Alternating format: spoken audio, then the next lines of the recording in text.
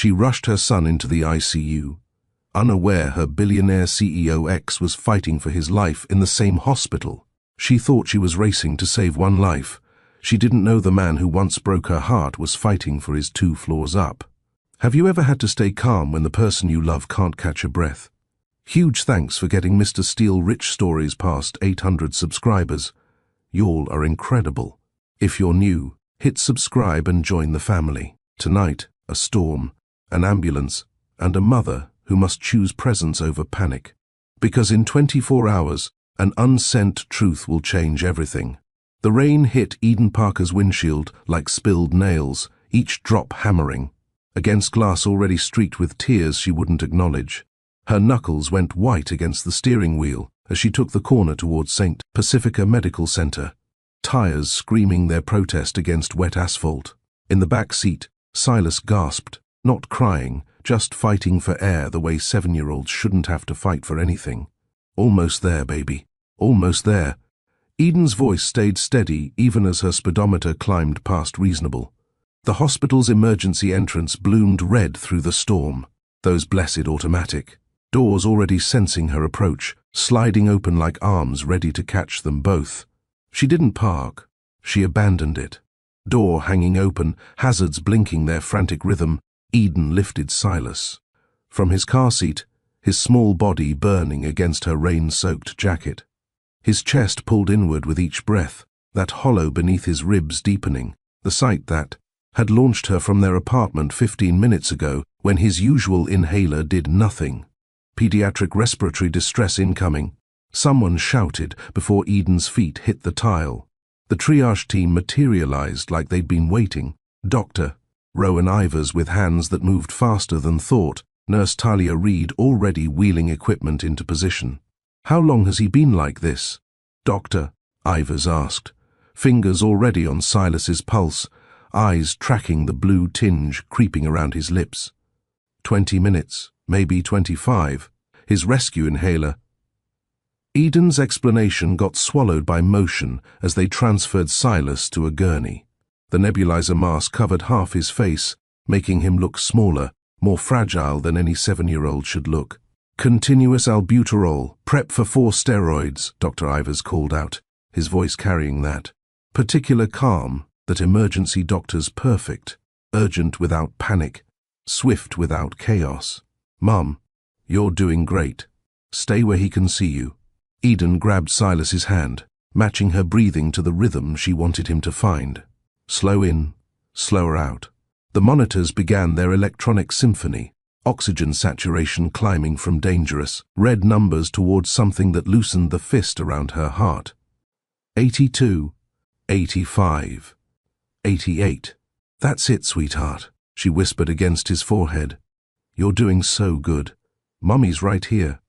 The word here became her anchor. Not racing through possibilities, not drowning in what-ifs, just here, present. Her son's hand in hers, his breathing gradually sinking with the steady hiss of medication turning to mist in his mask. This was what mattered. Not the meeting she'd abandoned, not the promotion she'd been chasing, not the life she'd been running towards so fast she'd almost missed the one right in front of her. Saturations at 92, Nurse Reed announced, adjusting the 4-line with practiced precision. He's responding well. Eden felt her knees threaten to buckle, relief hitting harder than fear had.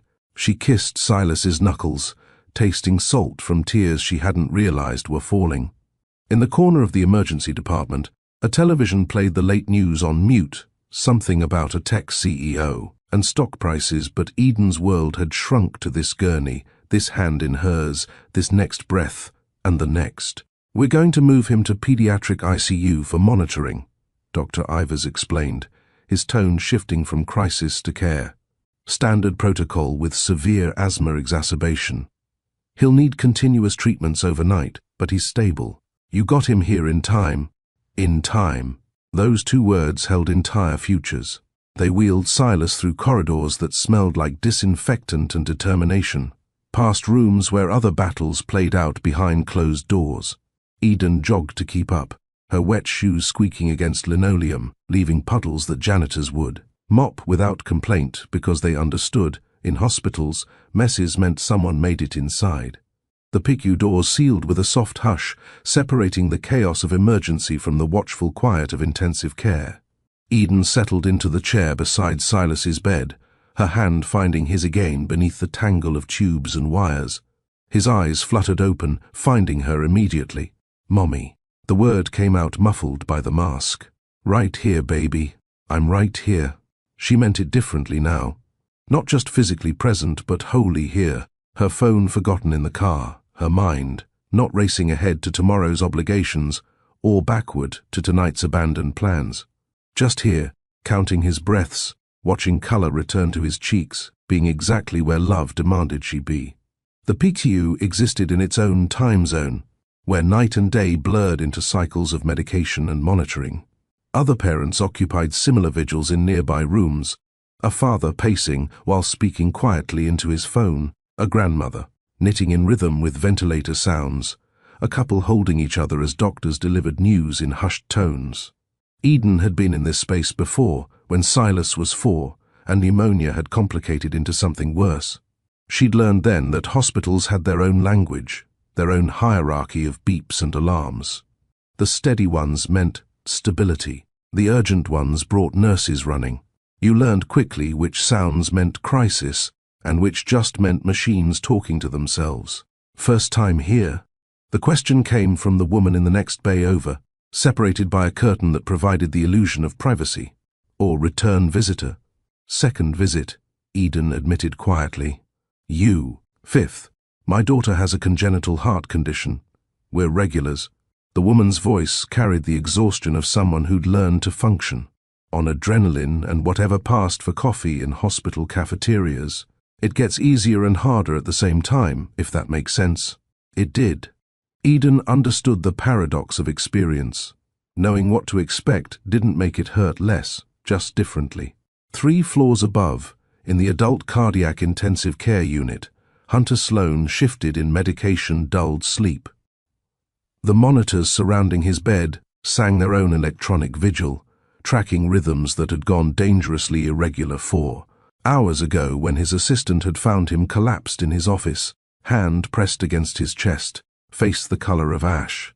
The heart attack had been what doctors called significant, the kind that rewrote your future in the space between one heartbeat failing and the next one struggling to come. At 41, Hunter had believed himself immune to such ordinary mortality. He ran, didn't smoke, paid a nutritionist to plan meals he rarely had time to eat. But hearts, it turned out, kept their own accounts, and he had finally called in debts accumulated through years of 18-hour days and stress that lived permanently in his shoulders. His nurse, an efficient professional named Bradley, checked vitals with the quiet competence of someone who'd seen too many executives ignore chest pain until it became a catastrophe. "Mr. Sloan, your blood pressure's holding steady. Try to rest. The cardiologist will round in the morning." Hunter managed a nod, too exhausted to argue that rest felt impossible, when your body had just demonstrated its capacity for betrayal. Through the window, the storm that had brought Eden racing to the emergency entrance. Below was beginning to ease, rain shifting from assault to mere persistence. He'd been thinking about Eden Parker when the pain started, not the crushing kind that followed, but the first sharp reminder that hearts break in more ways than one. 7 years since she'd walked away, since he'd chosen ambition over admission, since he'd let a misunderstanding become silence that calcified into absence. The proposal ring still sat in his office safe, a monument to timing. That couldn't have been worse, and words he'd never gotten to say. A different nurse entered to adjust his 4, check the cardiac monitor, make notes on a tablet with practiced efficiency. Hunter's eyes drifted closed again, medication pulling him under despite his mind's resistance. In that space between waking and sleep, he thought he heard footsteps in the hallway. Quick ones, urgent ones, the sound of someone who'd been running through rain. But the medication won, dragging him down into uneasy dreams where he kept trying to catch something that stayed just out of reach. Back in the PICU, Silas's breathing had settled into a rhythm that allowed Eden to release the terror she'd been holding since his first wheeze. Talia returned with a blanket and a cup of something that approximated coffee. offering both with a smile that acknowledged the liquid's inadequacies. "Hospital special," she said.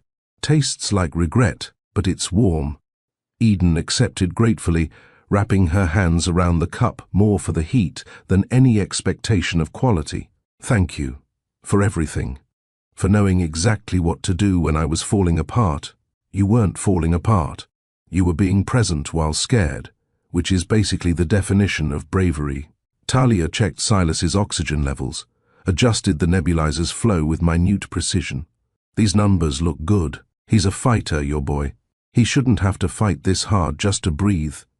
"No," Talia agreed simply. "But he's doing it anyway, and you're here, which matters more than you think. Kids heal faster when they feel safe." After she left, Eden sat in the peculiar silence of the PICU. Not quiet exactly, but filled with purposeful sounds. Ventilators breathing for those who couldn't, monitors tracking hearts that needed watching, the soft conversations of medical staff coordinating care with the efficiency of people who held lives in the balance every shift.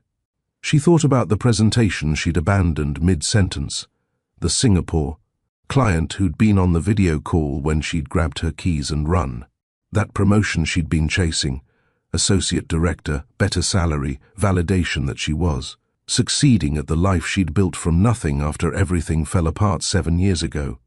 It felt distant now, like something that mattered to a different person in a different life. Her phone, still in the car, probably held a dozen messages about consequences and disappointment. But consequences could wait. Disappointment could queue behind the relief of watching her son's chest rise and fall without. That terrible pulling, that hollow space that meant air wasn't reaching where it needed to go. "Mommy." Silas's voice came small and sleepy behind the mask. "Right here, baby. Are we staying here tonight?" "Yes. The doctors want to watch you. Make sure the medicine keeps working." "Okay." He accepted this with the resignation of someone who'd done this before. "Will you stay too?" "I'm not going anywhere." The promise felt sacred, absolute. "You and me, we're a team. Teams stick together." His hand squeezed hers once, twice, then relaxed as sleep claimed him again. Eden watched him in the low light, memorizing the peace on his face now that breathing had stopped being a battle. She thought about all the moments she'd been chasing future security instead of present connection. All the times she'd chosen productivity over this, simply being here, fully here, for the person who needed her most. The attending physician stopped by near midnight, a woman named Dr. Cassidy Morris who carried a tablet and the kind of calm that came from years of delivering news both good and devastating. "Silas is responding beautifully to treatment," she said, keeping her voice low to avoid waking him. "We'll continue the continuous nebulizers through the night, monitor his oxygen levels, and adjust as needed. Plan for at least 48 hours here, but he's past the crisis point." 48 hours, Eden repeated, doing math about work obligations and childcare arrangements, and all the logistical complications that came with unexpected hospitalization. Dr. Morris seemed to read her mind. "There's a social worker who can help with the practical details. Work notifications, insurance questions, parking passes. Don't try to carry all of this alone." After she left, Eden sat with that instruction. Don't carry it alone. The advice felt foreign, against every instinct she'd developed in 7 years of determined independence. She'd built a life that didn't require anyone's help, didn't depend on anyone who could leave. Safe, controlled, sufficient, and lonely, if she was being honest in this small hour when truth felt easier than daylight allowed. Above her, separated by 3 floors and 7 years of silence, Hunter Sloan dreamed of rain and proposals. That never happened, and a woman whose name he'd called out in delirium before the EMTs arrived. His heart, damaged but determined, beat its steady rhythm while monitors tracked every pulse, every potential for failure or recovery. Neither of them knew yet that they were in the same building, that the storm had brought them to the same place. At the same time, that the truth Eden had mailed 7 years ago was about to become impossible to avoid. 2 patients, 1 hospital, 1 past that wouldn't stay quiet much longer. Parents, what's one mantra that calms your kid when they're scared? Drop it in the comments. Your words might help another parent racing through their own storm tonight. The chair beside Silas's bed had transformed into Eden's entire universe by 3 in the morning. Her jeans, still damp from the storm, clung uncomfortably to her legs. But moving meant letting go of his hand, and that wasn't happening. The PICU hummed with its particular midnight rhythm, ventilators breathing for those who couldn't, monitors tracking heartbeats. The parents counted like prayer beads, nurses moving through pools of low light with the grace of those who guard sleep. Talia Reid appeared with a blanket and a cup of something that might generously be called coffee. "Hospital blend," she said, with a gentle smile that acknowledged the liquid's crimes against taste. "But it's warm, and warm counts for something at this hour." Eden accepted both offerings, the blanket a small mercy against the air conditioning that kept the unit cold enough to discourage whatever germs hadn't already been defeated by industrial-grade sanitizer. The coffee tasted like burnt hope, but Talia was right. Warm counted for something. "First time in PICU?" Talia asked, adjusting Silas's oxygen monitor with movements so gentle they didn't disturb his finally steady sleep. "Second," Eden admitted. "But last time he was 4. I thought we'd outgrown the severe attacks." Asthma likes to remind us who's in charge sometimes. Talia checked the nebulizer's medication level. "But look at those numbers. Oxygen at 96%, respiratory rate normalizing. He's a fighter." Fighter. Eden studied her son's face, peaceful now behind the mask that had become his lifeline. She'd taught him to fight for grades, for goals, for the future she'd mapped out in achievement markers. But tonight, his body had fought a different battle, one that didn't care about his perfect attendance record or his advanced reading level.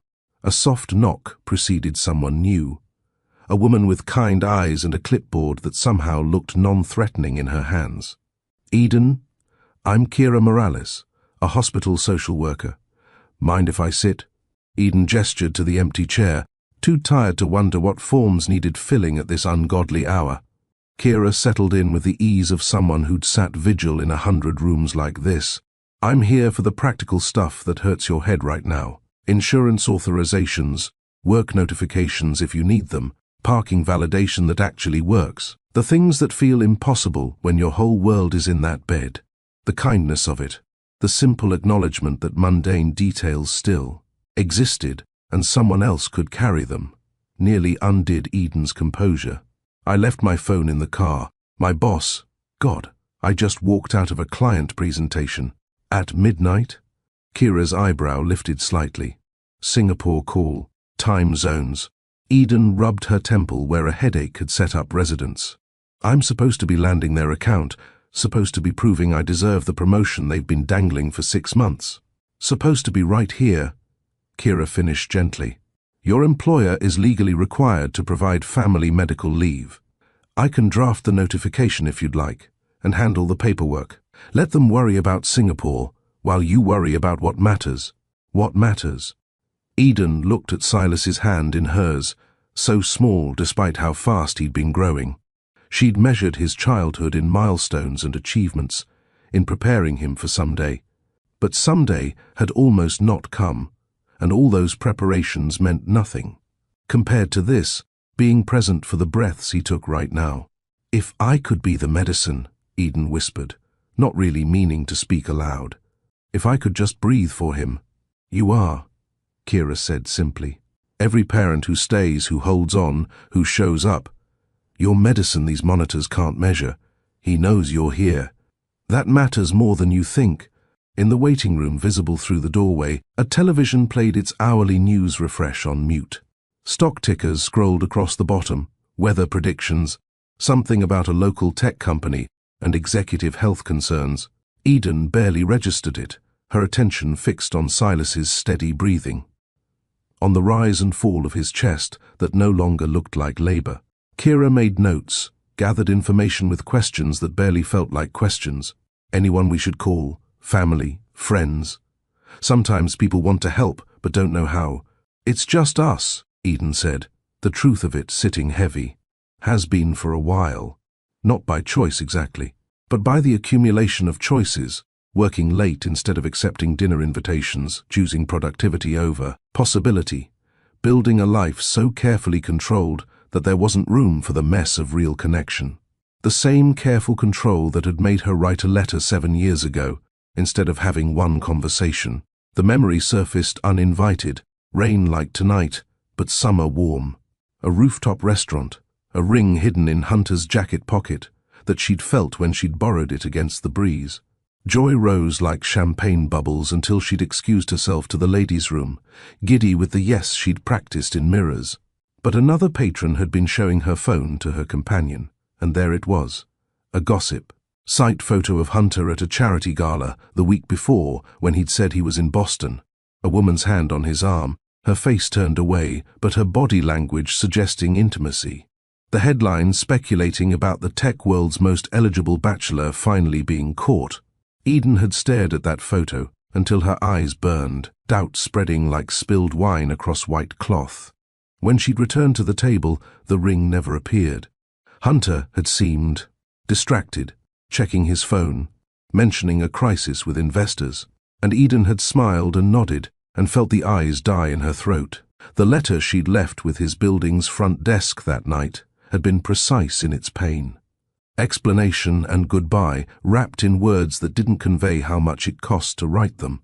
Clean break, she'd told herself. Better to leave with dignity than wait to be replaced. The second letter, mailed 3 weeks later when the pregnancy test turned positive, had been harder. She'd sent it to his office, marked personal and confidential, with her new address and phone number included. Waited 3 months for any response, a call, a letter, even just acknowledgement that he'd received it. Silence had been her answer. She'd moved forward then, built a life that didn't include space for Hunter Sloan or the future they'd almost had. Focused on Silas, on work, on proving she could do this alone because alone was all she had. Eden? Doctor. Ivers appeared in the doorway, pulling her back to now. Good news. Silas is responding beautifully to treatment. We'll keep him on continuous nebulizers through the night, 4 steroids to reduce inflammation. Plan for at least 48 hours here, but he's turned the corner. 48 hours. In her other life, the one from yesterday, that would have meant catastrophe. Missed meetings, lost opportunities, the Singapore deal definitely dead. But sitting here with Silas's pulse steady under her fingers, those concerns felt like artifacts from someone else's priorities. Whatever he needs, Eden said, meaning it absolutely.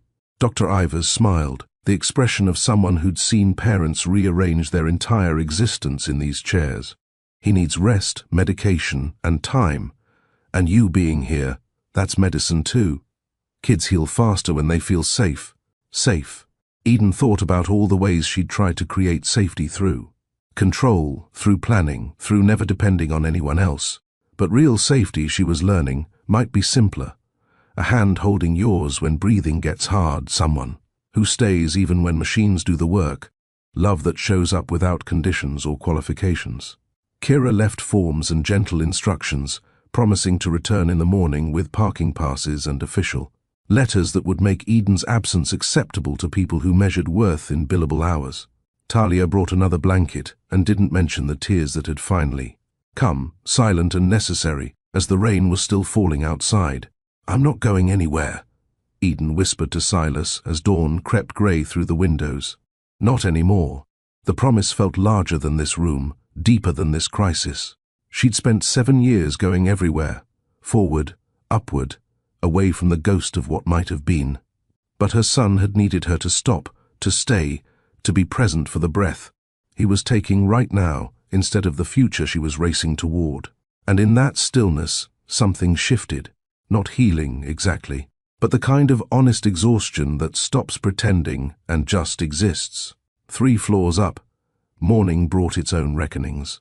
Hunter woke to find his assistant, an efficient professional named Lauren, in the doorway with coffee that smelled expensive and news that probably wasn't. The board convenes at 9, she said carefully. They're calling it a wellness check, but Pierce has been making calls since 6 a.m. Thought you should know. Hunter's heart monitor registered his reaction before he could control it, earning a warning. Look from Bradley. who appeared as if summoned by the mere suggestion of stress. "No board meetings from bed," Bradley said firmly. "Doctor's orders. Your heart just tried to quit. Maybe give it 24 hours before the hostile takeover attempts." "It's not a takeover. It's standard continuity protocol," Lauren started. "It's Pierce being Pierce," Hunter interrupted, too tired for corporate doublespeak. "Tell them I'm alive, stable, and will participate via video once Dr. Caldwell clears it. Probably tomorrow." After Lauren left with instructions and visible relief, Bradley adjusted the four with practiced efficiency. "You know what helps hearts heal? Not thinking about people trying to steal your job while you're in intensive care." "Noted." Hunter stared at the ceiling tiles, counting holes because it was better than counting regrets. His office had been cleared per protocol, personal items boxed, computer locked, safe contents inventoried. Standard procedure when executives collapsed, Lauren had explained. Nothing personal, just protecting company assets and sensitive information. But it felt personal.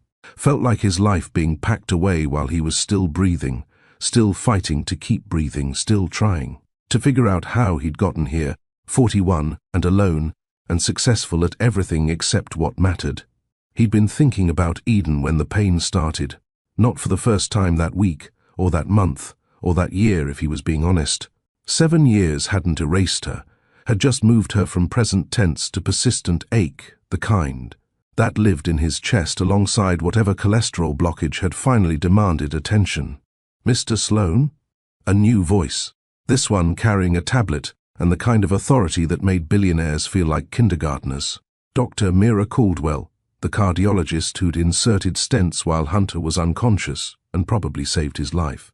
"How are we feeling this morning?" "Alive," Hunter offered, the words both grateful and embarrassed. "Barely. And only because your assistant had the good sense to call emergency services when you insisted you just needed aspirin." "Doctor." Caldwell pulled up his cardiac readings on the bedside monitor. 3 days of chest pain you ignored. Shortness of breath you attributed to stress. Left arm numbness you Googled instead of addressing. Your heart attack was entirely preventable if you'd just listened to your body instead of your schedule. "I know." Hunter had heard variations of this lecture before, after his father's death 7 years ago.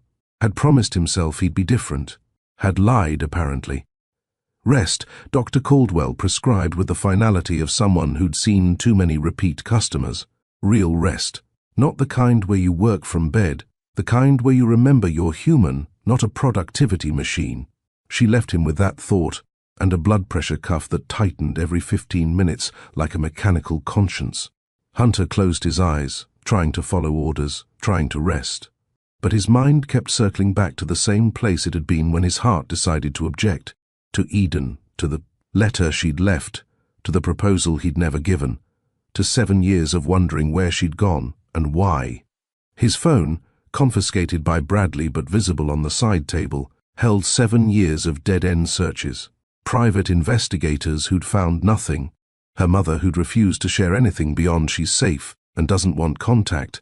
Friends who'd closed ranks or genuinely didn't know. Eden Parker had vanished like she'd never existed, leaving only the memory of Slow, dancing in his kitchen, and the ring in his safe that had never found her finger. "You need something for pain?" Bradley asked, noting whatever expression had crossed Hunter's face. "No," Hunter said. "Just thinking." "Well, stop. Thinking elevates your heart rate, and your heart has opinions about that." Bradley adjusted the pillow with unexpected gentleness. "Whatever you're chewing on can wait until you're stronger." But some things Hunter was learning didn't wait. Some things lived in your chest until they demanded attention, whether through blocked arteries or blocked words, whether through heart attacks or heartbreak that had never quite healed. Somewhere below him, 3 floors down in the pediatric intensive care unit, Eden Parker was learning the same lesson in a different language. That presence mattered more than performance. That love required showing up, not just succeeding. That sometimes the bravest thing wasn't pushing forward, but being still enough to see what you'd been running from. Neither of them knew yet that they were in the same building, that the storm had brought them to the same place after 7 years of separation. that the truth was about to become impossible to avoid. What's one small thing that helped you through a scary hospital night? Share below. Your comfort might be exactly what another parent needs to hear. 7 years ago, Eden had believed in signs. The way Hunter appeared at her favorite riverside market on a Saturday when she'd sworn off, dating, examining handmade journals at the booth where she bought her poetry notebooks. He'd picked up the one with constellation maps on the cover, the exact one she'd been saving for. Good choice, she'd said, then immediately regretted speaking to a stranger. He'd turned, and his smile had rearranged something fundamental in her chest. Is it? I know nothing about journals. I just like that this one maps out where we're going instead of where we've been. He'd insisted she take it. She'd insisted on coffee as payment. 3 hours later, they were still talking as the market vendors packed up. Around them, and Eden had forgotten she didn't believe in signs anymore. Hunter Sloan wasn't what she'd expected from tech money. He remembered the names of every barista, carried cash specifically to tip, street musicians, and read actual books with bent corners and coffee stains. He put too much sugar in her tea when he made it, claiming she needed sweetening. He slept on the door side of the bed because his mother had taught him that's where protectors belonged. 6 months in, Eden had started leaving poetry on his pillow. Small things, written on the backs of takeout receipts or margins of newspapers. Hunter saved every one in a box marked evidence of magic. He'd proposed 1,000 times in small ways before the ring ever entered his pocket. Bringing her father's favorite wine to dinner, learning to braid her niece's hair, showing up at her mother's hospital room with flowers, because Eden had mentioned once that her mom loved purple blooms. The night before everything changed, they'd slow danced in his kitchen. To no music, just the dishwasher's hum and rain against windows. Marry me, he'd whispered into her hair, practicing for what he'd planned to say properly over dinner the next night. Eventually she'd whispered back, not knowing that eventually had an expiration date already printed in tomorrow's gossip columns. The photo had looked like betrayal formatted for maximum impact. Hunter at the Sloan Industries Foundation gala, a woman leaning close enough to share secrets or breath, her hand on his sleeve with the intimacy of possession. The caption speculated about the mysterious brunette who'd finally captured the CEO's attention. Eden had stared at it in that restaurant bathroom until her vision blurred, doubt spreading through her chest like ink in water. She'd returned to the table differently. Hunter had seemed distracted too, checking his phone repeatedly, mentioning problems with investors that required immediate attention. When he walked her home without reaching for the ring she'd felt in his pocket, Eden had known. He'd changed his mind. I was reconsidering. The photo had been a warning she'd almost missed. The letter she'd left that night had been precise in its pain. I saw the photo. I understand if things have changed. We want different things, or maybe you want different people. I'm choosing to leave with dignity rather than wait to be left. Don't call. Let me keep the good memories intact. She'd moved within the week. A job transfer she'd been declining suddenly accepted. The pregnancy test turned positive the day she signed her new lease, cosmic timing with a cruel sense of humor. The second letter had been harder to write, mailed to his office with her new address and phone number included. I'm pregnant. I'm scared. I love you enough to let you choose what role you want in this. My number stays the same for 3 months, if you want to discuss what comes next. 3 months became 6. 6 became a year. Silence, Eden learned, was also an answer. She'd built a life from that silence. Silas at the center, work providing structure, independence becoming identity. Present day, the PICU at 5:30 in the morning had its own rhythm. Shift changes and coffee runs, parents stumbling from uncomfortable chairs with backs that would never forgive them. Talia appeared at Eden's shoulder, with the gentle insistence of someone who'd seen exhaustion win too many battles. Silas is stable, deeply asleep, and will be for hours, she said firmly. You need to walk. Eat something that isn't from the emergency stash. Remember you have legs. 10 minutes. Doctor's orders. Eden wanted to protest, but her knees cracked when she stood, making the argument for her. She kissed Silas's forehead, promised to return before he noticed, and let her. Body, remember how to move through space that wasn't measured in monitor beeps. The vending machine alcove on the 3rd floor hosted a woman conducting warfare, with B4, which had apparently eaten her dollar and kept the pretzels hostage. She had a way of tilting her head when frustrated that struck Eden as familiar, though she couldn't place why. If you shake it from the left side, sometimes it takes pity, Eden offered. The woman turned, revealing sharp features and eyes that carried both intelligence and current exhaustion. Or I could just admit, the universe doesn't want me to eat hospital pretzels at dawn. She gave the machine one more futile shake. Though the granola bars in C3 sometimes work, they taste like cardboard and regret, but they're reliable. Eden fed the machine $2, pressed C3. The granola bar dropped obediently. Peace offering from one exhausted family member to another. Nova, the woman said, accepting the bar with a tired smile. And thank you. My brother's upstairs doing his best impression of someone who didn't ignore chest pain for 3 days. Apparently running a company doesn't make you immortal. Who knew?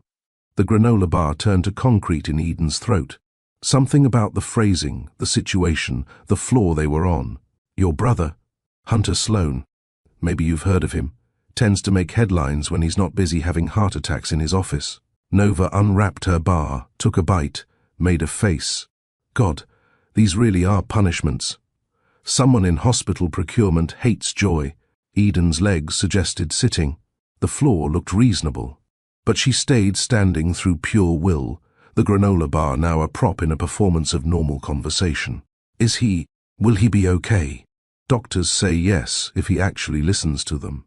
Which, knowing Hunter, means hiring someone to listen for him while he ignores their advice from his hospital bed. Nova's laugh held more worry than humor. 7 years since our dad's heart attack, you'd think he'd have learned something about slowing down. But he just ran harder, like he could outpace mortality with enough productivity.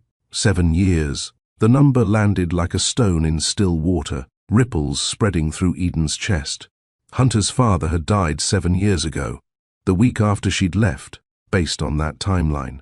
She'd seen the obituary, had written a sympathy card she'd never sent, afraid any contact would suggest she wanted something or that her leaving had been negotiable. I'm sorry, Eden said, meaning more than Nova could know. About your dad, about your brother, about all of it. Nova studied her with eyes that seemed to see more than Eden wanted visible. You know, it's strange.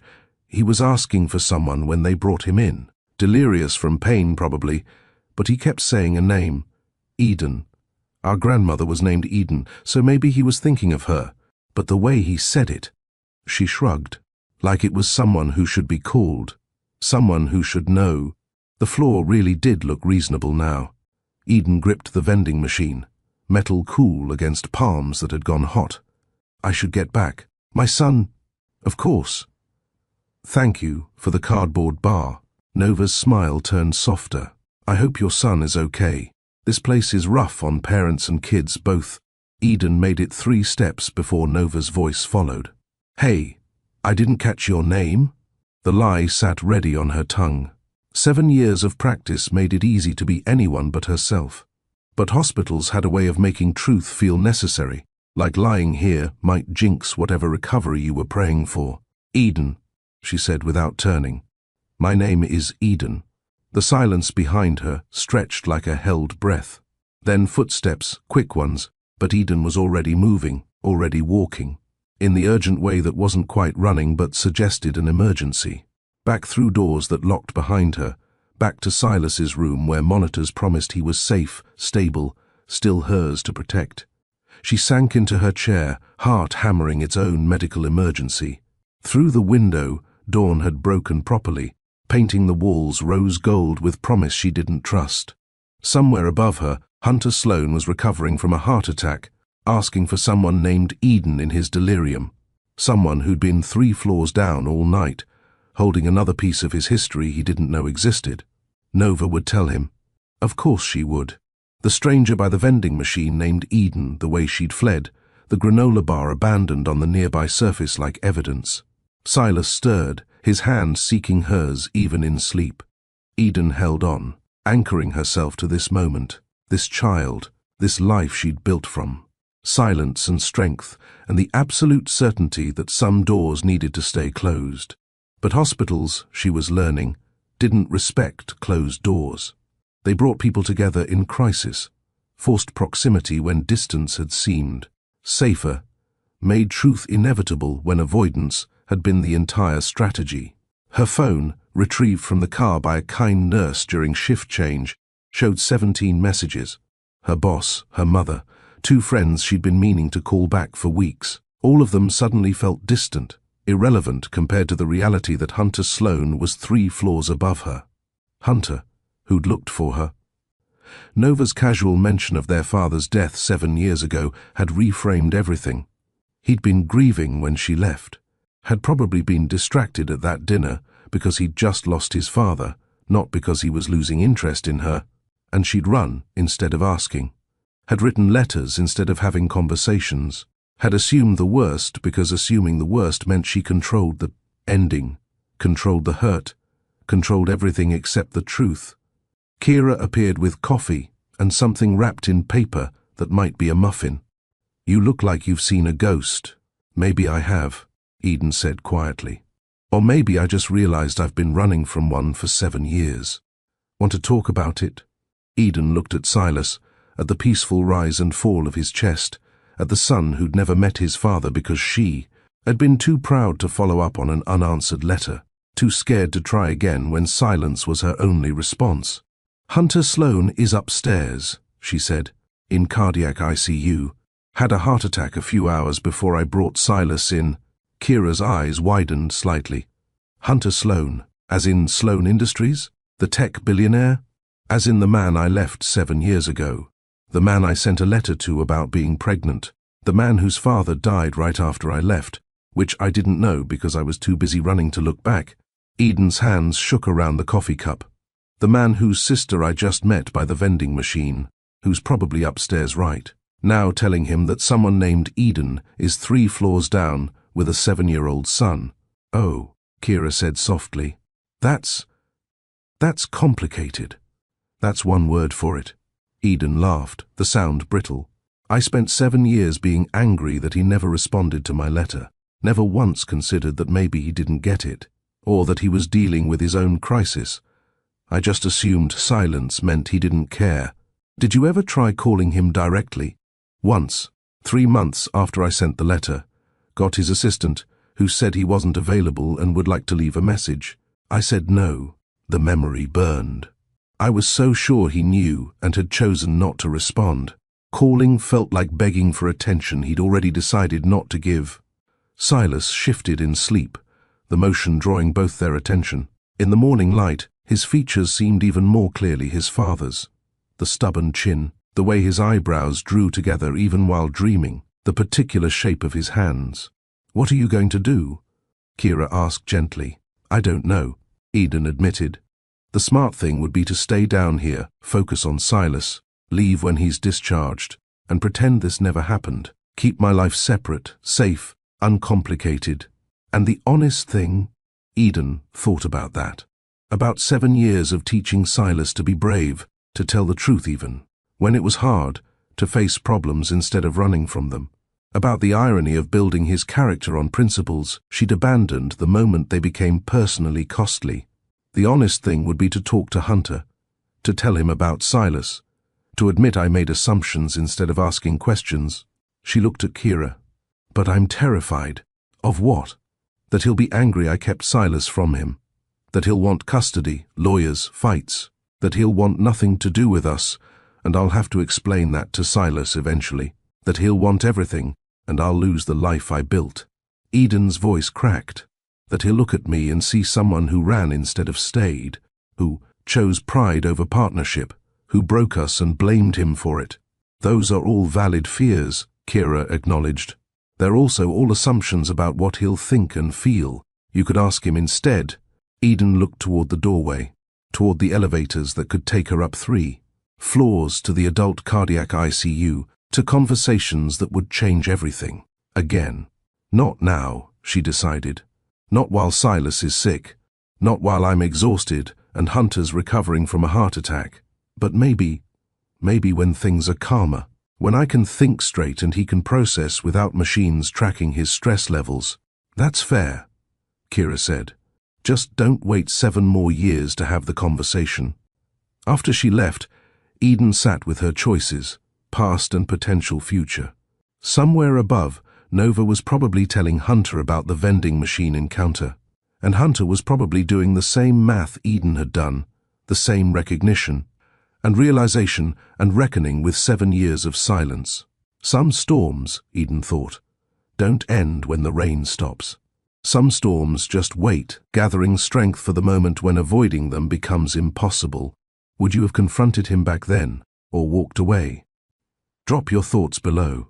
The adult ICU operated on different frequencies than pediatrics, less color, more gravity, machines that seemed to judge rather than just monitor. Hunter Sloan had been awake for exactly 17 minutes, and already his nurse was giving him the look. His assistant Lauren perfected years ago, exhausted disappointment mixed with reluctant fondness. Mr. Sloan, when I said you could check your messages, I meant personal ones. Not 17 emails about quarterly projections. Bradley removed the phone with practiced authority. Your heart just attempted an unscheduled exit. Maybe give it 24 hours before the hostile takeover attempts. Dr. Mira Caldwell entered, carrying charts and the kind of authority that made billionaires feel like kindergartners. Hunter Sloan, 41 years old, convinced he's immortal despite genetic evidence to the contrary. Your heart would like to file a formal complaint. I'm alive, Hunter offered, the word embarrassing in its simplicity. Barely. And only because your assistant literally carried you to the ambulance when you collapsed. Lauren probably saved your life. Doctor, Caldwell pulled up his cardiac readings on the bedside monitor. 3 days of chest pain you ignored. Shortness of breath you attributed to stress. Left arm numbness you Googled instead of addressing. Your heart attack was entirely preventable if you'd just listened to your body instead of your calendar. I know. Hunter had heard variations of this lecture from his father's doctors 7 years ago, had promised himself he'd be different, had lied, apparently. Rest, Dr. Caldwell prescribed with the finality of someone who'd seen too many repeat customers. Real rest. Not the kind where you work from bed, the kind where you remember you're human, not a machine optimized for productivity. She left him with that thought, and a blood pressure cuff that tightened every 15 minutes like a mechanical conscience. Hunter stared at the ceiling tiles, counting holes, because it was better than counting regrets. Nova arrived with the sunrise, carrying contraband coffee and an expression that suggested she had information he wasn't going to like. You look terrible, she announced. Thanks. Really what every heart patient wants to hear. Would you prefer lies? You're very attractive for someone whose chest tried to implode. She settled into the visitor's chair with the ease of someone who'd done this before with their father, though neither mentioned that ghost. Lauren sends her concern, and also her threat to password lock all your accounts if you check email again before noon. Lauren wouldn't. Lauren absolutely would. She's already done it. Your access expires in 43 minutes. Nova sipped her coffee, letting that land. But we need to talk about something else. Someone else, actually. Hunter's monitor betrayed him, heartbeat picking up enough to draw Bradley's attention through the doorway. A warning look suggested behavioral improvement or pharmaceutical intervention. I met someone at the vending machines this morning, Nova continued, voice carefully neutral. A woman with a son in a pediatric ICU. Her name is Eden. The name hit like electricity through damaged circuits. Hunter's chest tightened. Not cardiac this time, just the regular kind of pain that came with that particular collection of letters arranged in that particular order. She's here, Nova said simply. 3 floors down. Her son has severe asthma. Been here all night from what I could tell. Her son. The words rearranged themselves in Hunter's mind, looking for configurations that made sense. Eden, with a son. Eden here. Eden 3 floors down, while his heart tried to remember its rhythm. Did she... Hunter stopped, unsure what he was asking. Did she know I was here? Did she mention me? Did she look happy? Did she say anything about why she left? Every question felt both essential and impossible. She ran when she realized who I was talking about. Not literal running, but close. Very urgent walking in inappropriate footwear. Nova set down her coffee. Hunter, what happened between you two? Really happened, not the version where you just grew apart or timing was wrong. I don't know. The admission cost him. But lying to Nova had never worked. One day we were planning forever. The next day she was gone. Left a letter about seeing some photos, thinking I wanted someone else. I looked for her for months. Years, actually. Hired investigators, called everyone who might know where she went. But she'd vanished completely. And you never found out why she thought you'd... The Meridian Foundation Gala. There were photos with Natalie Reeves, the foundation director. We were discussing the literacy program funding, but the angle made it look... Hunter closed his eyes. Intimate. Several gossip sites ran it. I didn't think Eden would see it, or that she'd believe anything other than the truth without asking me first. But she did see it, and didn't ask. She was gone before I could explain. Changed her number, moved across the country. Even her mother wouldn't tell me where. Said Eden had made her choice, and I needed to respect it. The helplessness of it still stung. I had the ring in my pocket that night. I was going to propose properly after dinner. Instead, I found a letter about how she'd rather leave than be left. Nova was quiet for a moment, processing. And now she's 3 floors down with a son who's probably around 7 years old, if I'm guessing ages correctly. The math was obvious. Hunter had done it the moment Nova said her son. 7 years since Eden left. 7 years since the letter and the silence and the searching that led nowhere. You think he's mine? Hunter said quietly. I think math is math. I also think you should ask her instead of assuming, since assumptions seem to be what broke you two in the first place. 3 floors down, Eden was fighting her own battle with exhaustion and truth. Silas had woken twice, each time reaching for her before his eyes even opened, confirming she hadn't left. Now he slept again, the nebulizer delivering medicine in steady puffs that Eden counted like meditation. She'd started writing in her phone's notes app. Not poetry anymore, just observations. The way Silas's eyelashes made shadows on his cheeks. How his hand had grown but still fit perfectly in hers. Small things she wanted to remember when this crisis became just another story of how they'd survived. Kira appeared with water and what might charitably be called a sandwich. Breakfast. Doctor's orders. You're no use to him if you collapse. I'm fine. You're running on adrenaline and whatever that coffee was pretending to be. Eat, drink, write your notes. These small rituals matter more than you think. Kira's voice held the wisdom of someone who'd guided hundreds of parents through these halls. Your son needs you strong, not just present. Eden took a bite, tasted nothing, swallowed anyway. Through the window, the hospital was waking up. Day shift arriving, breakfast, carts rolling, the business of healing resuming its routine. Somewhere above, Hunter was learning she existed in his proximity again. Nova would have told him by now. The thought of him 3 floors up made the sandwich harder to swallow. All these years, she'd imagined what she'd say if they met again. The explanations, the accusations, the careful indifference she'd practiced. But she'd never imagined it would be here, both of them broken in different ways, both holding vigil over damaged bodies that had carried them this far. Can I ask you something? Eden surprised herself by speaking. Do you believe in timing? Like, maybe things don't work out because the timing's wrong, not because the things themselves are wrong. Kira considered this, setting down her own coffee. I believe in showing up when it matters. The rest, timing, perfect moments, ideal circumstances, that's just fear dressed up as patience. Sometimes the right time is just whenever you're brave enough to try, and if you're never brave enough, then you spend your life wondering what if, which is its own kind of prison. Kira's expression softened. Whatever you're wrestling with, Eden, your son is watching, learning how to handle hard things by watching how you handle them. That's worth considering.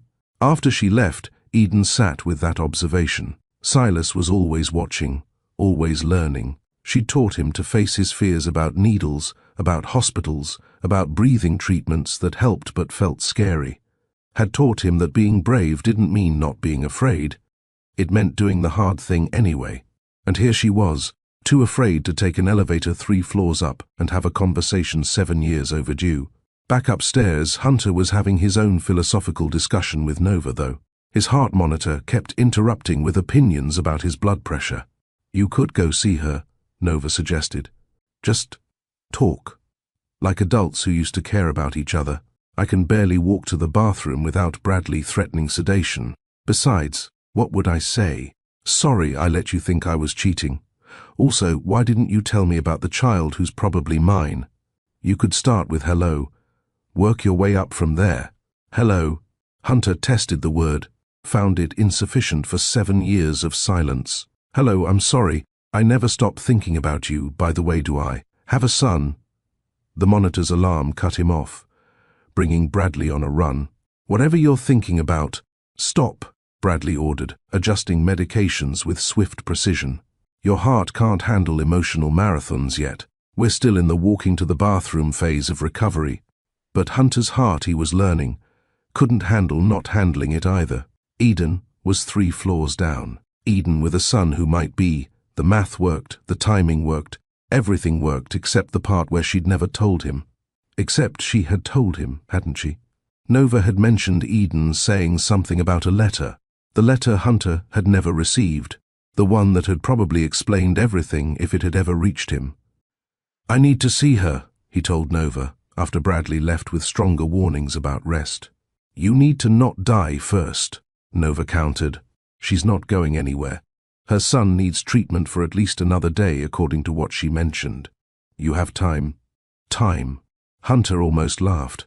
They'd had all the time in the world once, had spent it carelessly, assuming there'd always be more. Now they had hours in a hospital, 2 floors between them, and 7 years of silence that felt both permanent and paper-thin.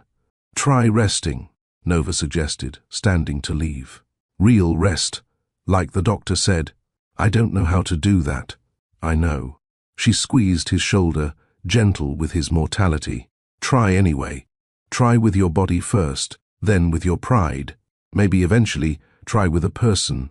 She left him with that impossible prescription. Hunter stared at the ceiling again, counting holes that looked like all the spaces where words should have been. 3 floors down, Eden was holding their son's hand. He was certain now, the math was too perfect for any other truth. If you were Eden or Hunter, what would you do next? Reach out or protect your peace? Drop a comment. And if this story has you locked in, hit like so more people find it. The thought sat heavy in his chest, heavier than cardiac damage, heavier than professional pressures or Pierce's ambitions. He had a son, a 7-year-old son who didn't know him, who'd grown up without him, who existed.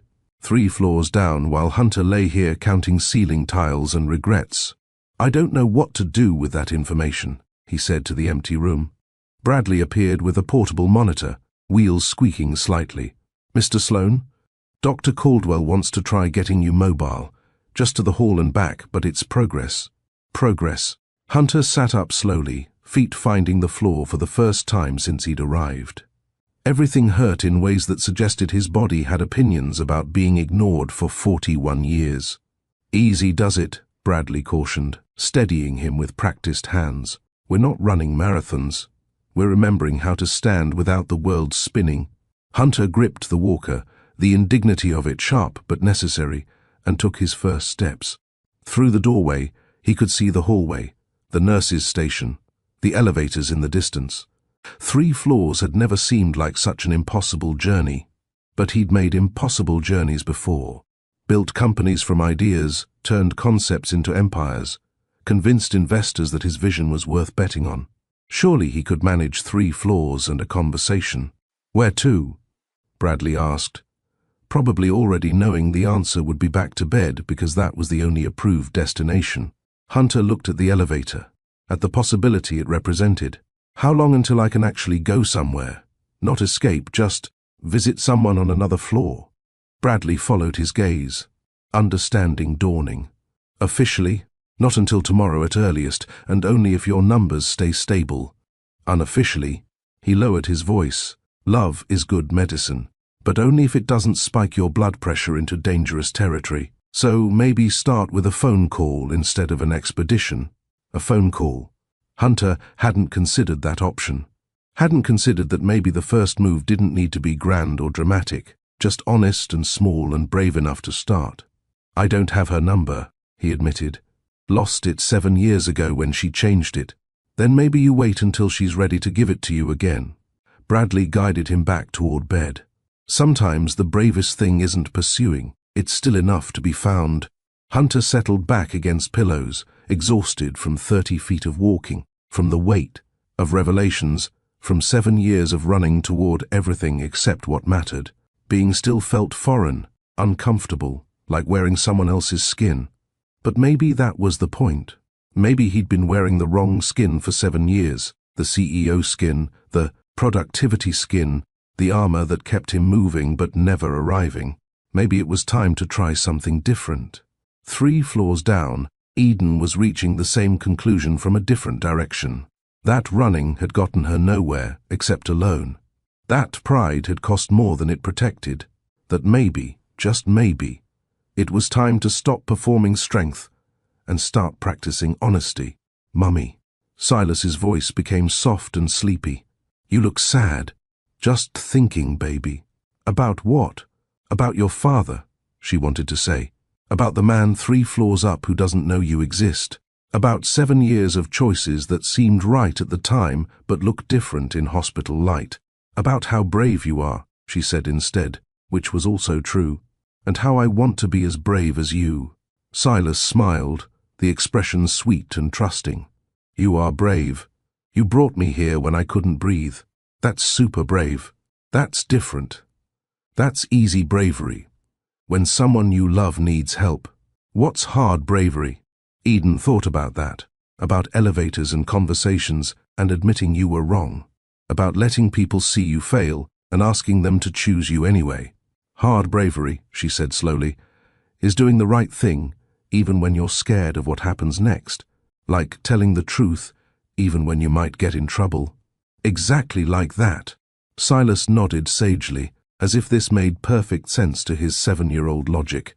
Then you should do that, Mummy. The hard, brave thing. Because that's what you always tell me to do. From the mouths of children, Eden thought, came the wisdom adults spent lifetimes avoiding. The family lounge on the 3rd floor existed in perpetual twilight, fluorescent bulbs, trying their best against grief and exhaustion that absorbed light like black holes. Eden sat in the corner furthest from the door, sketchbook open to a page where she'd been drawing maps of nowhere. 2 dots, 1 line between them, over and over, until the paper threatened to tear.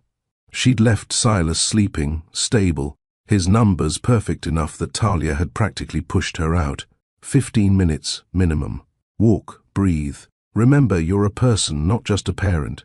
But being a person felt dangerous here, in this building where her past had taken up residence 3 floors above her present. The door opened softly. Eden knew without looking. Some recognition lived in your bones, survived 7 years of silence and deliberate forgetting. Hunter moved differently now. Careful steps pushing a walker that seemed to offend him personally. His face carried new angles, exhaustion carved into spaces that had once held easier smiles. But his eyes remained exactly as she remembered, grey like storms over water, seeing too much, saying more than words could manage. Hi, Eden. 2 words. 7 years collapsed into 2 words, and the space between them, measured in medical equipment and mistakes. You shouldn't be walking around. Her voice came out steadier than her hands. Don't people who have heart attacks need rest? Apparently, I'm terrible at rest. Ask anyone.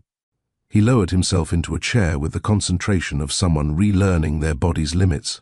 Bradley, my nurse, gave me 10 minutes of freedom before he stages an intervention. Nova said you might be here. Nova's been busy. Eden closed the sketchbook, hiding her nowhere maps, vending machine reconnaissance, and family updates. She mentioned the granola bars, said they're crimes against nutrition. A ghost of his old smile appeared, then faded. Also said you run pretty fast when you want to avoid someone. I had somewhere to be. Your son? Not a question. Hunter's hands gripped the walker's handles like anchors keeping him from drifting. Nova said, "Severe asthma?" "Yes." Eden watched him process this, watched him do the math she knew he'd been doing since Nova told him. "His name is Silas. He's 7. 7. Hunter repeated it like learning a new language, testing the weight of it. Silas. That's a good name. Strong name. Silence settled between them, thick with everything they weren't saying. Eden counted her breaths, wondering if he was doing the same, if cardiac patients learned that trick too, or if it was just parents of asthmatics who measured life in inhales and exhales.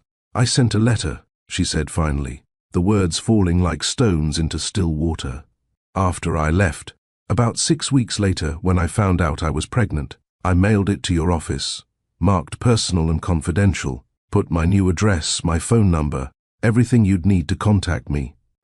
Hunter's knuckles went white against the walker's handles. "What letter?" "The one telling you I was pregnant, that I was scared but keeping the baby, that I loved you enough to let you choose what role you wanted, if any." Eden's voice stayed level through practice, through 7 years of telling herself this story until it became smooth as river stones. "I waited 3 months for any response, even just acknowledgement that you'd received it. Eden."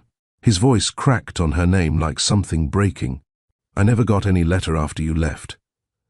Just the one you left at my apartment, saying you'd seen the photos, that you were done, that you wanted a clean break." The room tilted slightly, or maybe that was just Eden's world readjusting to new information. "You never got it?" "I would have." Hunter stopped, starting again with visible effort. "I looked for you for 2 years, hired private investigators who found nothing, called your mother so many times she threatened legal action if I didn't stop, called every friend we had in common until they stopped answering. If I'd known about Silas, Eden, I never would have stopped looking.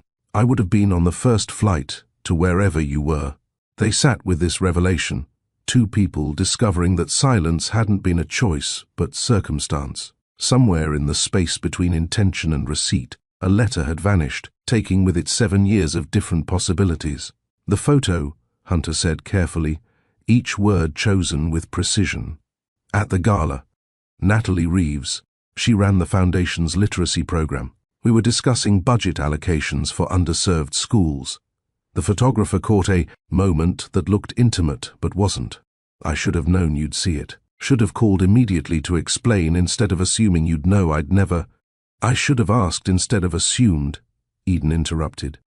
"I was so ready to believe you'd choose someone more polished, someone who fit your world better, who understood the galas and the foundation work and all the parts of your life I was still learning. You were my world." The words came out raw, unplanned. "I had the ring in my pocket that night. I was going to propose after dinner. Spent weeks working with a jeweler to get the design exactly right. Constellation maps inside the band. The ones from that journal I bought you at the market. The speech was memorized. The reservation was made. Everything was ready except the part where I actually said the words." Eden looked at him then, really looked. Saw the ways 7 years had changed them both, him harder around the edges, her softer in places she'd had to be for Silas. They were different people now, strangers who shared history but not present. "What was in the letter?" Hunter asked. "The one I never got. What exactly did it say?" Eden had recited it so many times in her mind that the words came easily. Muscle memory of grief, rehearsed until it became performance. That I was pregnant, that I was scared but certain, that I loved you enough to let you choose your level of involvement without pressure, that my number would stay the same for 3 months if you wanted to discuss what came next. 3 months. Hunter's laugh was bitter and short. "And when I didn't call because I didn't know to call, you thought I'd made my choice. What else was I supposed to think? You had my information." Silence felt like an answer. "My answer would have been on the first flight to wherever you were. My answer would have been whatever you needed. Marriage, support, co-parenting, anything. Everything." He pressed the heels of his hands against his eyes, the gesture so familiar it hurt. "I have a son. A 7-year-old son I've never met because a letter got lost in the mail. Or intercepted," Eden said quietly. "You said you were hiring private investigators." Someone looking for you, trying to find me. Maybe someone didn't want that letter reaching you. Maybe it was convenient for someone if you stayed focused on work instead of family. Hunter's expression shifted, understanding dawning. My father died that week, the week you sent the letter. Heart attack in his office, exactly like mine. The company was in chaos. People were sorting through his papers, his office, handling correspondence on my behalf because I could barely function. I'm sorry, Eden said, meaning it absolutely. I saw the obituary, almost sent a sympathy card, but thought it would seem manipulative given the timing. Like I was using your grief to get your attention. You had my attention. You always had my attention, even when I should have been paying attention to other things. Hunter shifted in his chair, wincing slightly. What's he like? Silas. Besides asthma. What does he love? And despite everything, the years, the hurt, the careful walls she'd built, Eden found herself telling him about Silas's obsession with space exploration, his gentle way with younger kids at school, how he built elaborate cities from blocks and Lego with backstories for every building. She told him about soccer practices where he played goalie because running made his lungs tight, about bedtime negotiations and the particular way he tried so hard to be brave even when his body scared him. He sounds incredible, Hunter said when she finished, his voice thick with things unsaid. You've done an amazing job raising him. I had to. There wasn't another option. There should have been. I should have been an option. He shifted forward, the walker preventing him from getting as close as he wanted. Can I meet him? Not now, obviously. When things are calmer, when you feel ready, when he's well enough. I don't want to upset him or complicate his recovery, but Eden, I'd like to know my son. If you'll let me. Eden wanted to say no. 7 years of protection insisted on it. But she thought about Silas asking why other kids had fathers at school events, thought about the careful way she'd explained that sometimes families look different, and it didn't mean anyone was less loved. Thought about the truth that had lived between them all this time, waiting. He's sick right now, scared. I won't upset him while he's recovering from a severe asthma attack. Of course. I wouldn't ask that. But maybe after. When he's home, when things are stable. The words felt like stepping off a cliff, trusting the ground would appear. He deserves to know you exist, to have the choice I thought you were making 7 years ago. Hunter nodded, accepting these terms like gifts.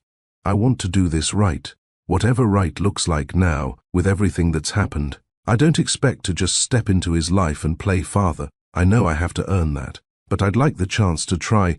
I don't know what right looks like, Eden admitted. We're not those people anymore, Hunter.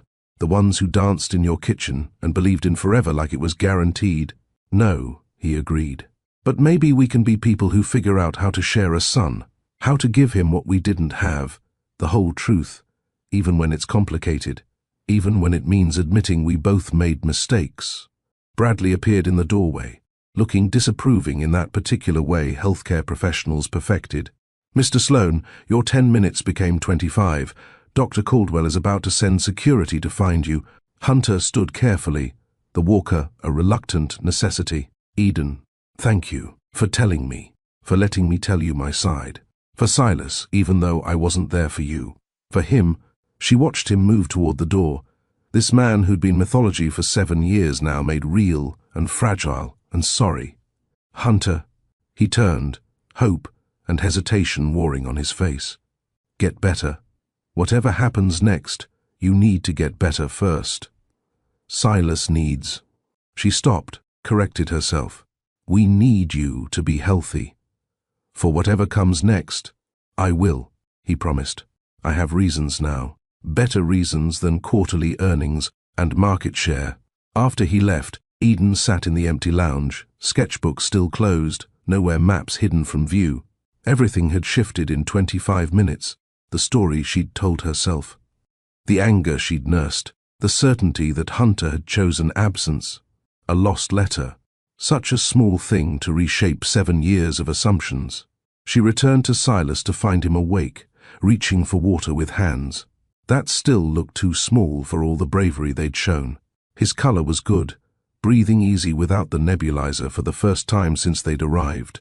"Mummy, you look different," he observed, with the clarity of children who saw things adults tried to hide. "Different how?" "Less scared. More like you look when you figure out a hard project." He accepted the water cup she offered, drinking carefully. "Did you figure something out?" "Maybe," Eden said, settling beside him. "Baby, I need to tell you something important about our family." Silas set down the water, his expression going serious the way it did when he sensed big conversations coming. "Am I in trouble?" "No, sweetheart. Nothing like that." Eden took his hand, anchoring herself to this moment. "You know how you've asked about your dad? Why is he not around? You said he didn't know about me, that sometimes grown-ups have communication problems." "Right. Well, he's here, in this hospital. He had a health problem too, and he's upstairs getting better." Eden watched Silas process this, his face cycling through confusion and hope and fear. "And he wants to meet you, when you're feeling stronger. If you want to meet him, did you see that twist coming? Be honest. Drop your reaction below." Silas was quiet for a long moment, his breathing staying steady but his hand tightening in hers. "Does he want to be my dad, or just meet me once?" The question broke Eden's heart clean through.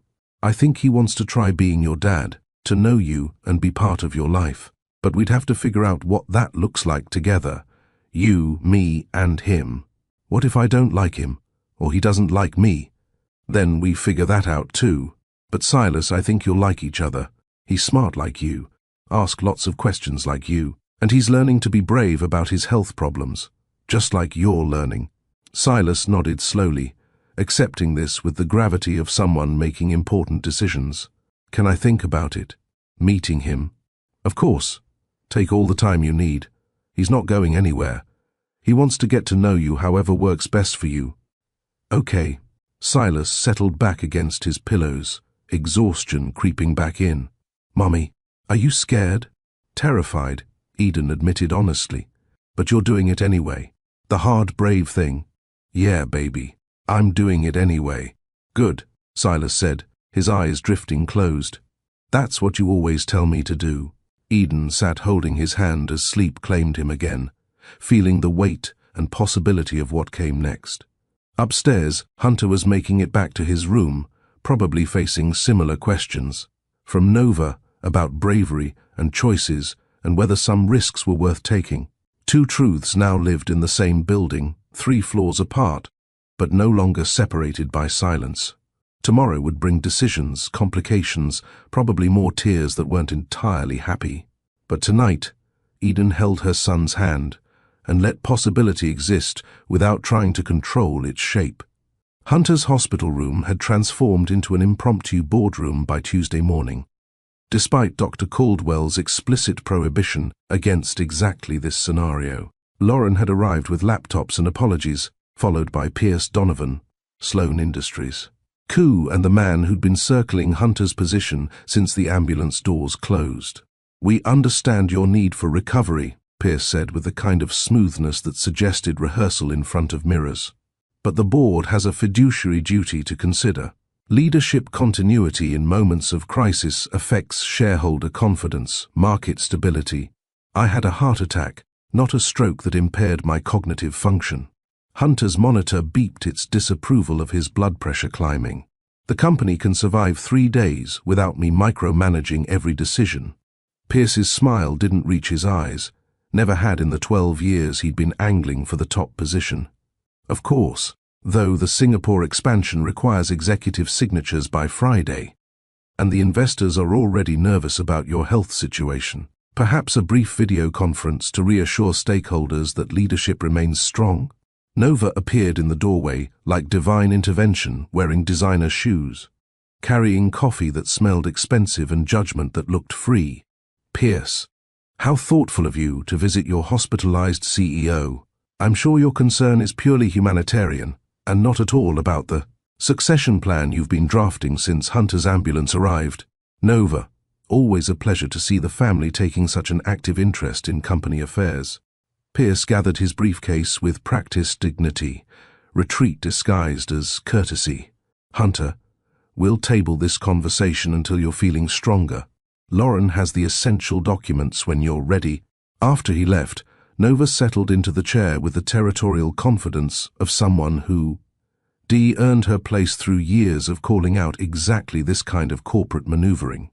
He's already drafting press releases about temporary leadership transitions. Thought you should know before you read about your own diminished capacity in the Wall Street Journal. Hunter's chest tightened. Not cardiac this time, just the regular panic of watching vultures circle while you're still breathing. How temporary is temporary in Pierce's version? Permanent if you die, obviously. Semi-permanent if you're incapacitated, which he's defining as unable to maintain the rigorous schedule required for effective leadership.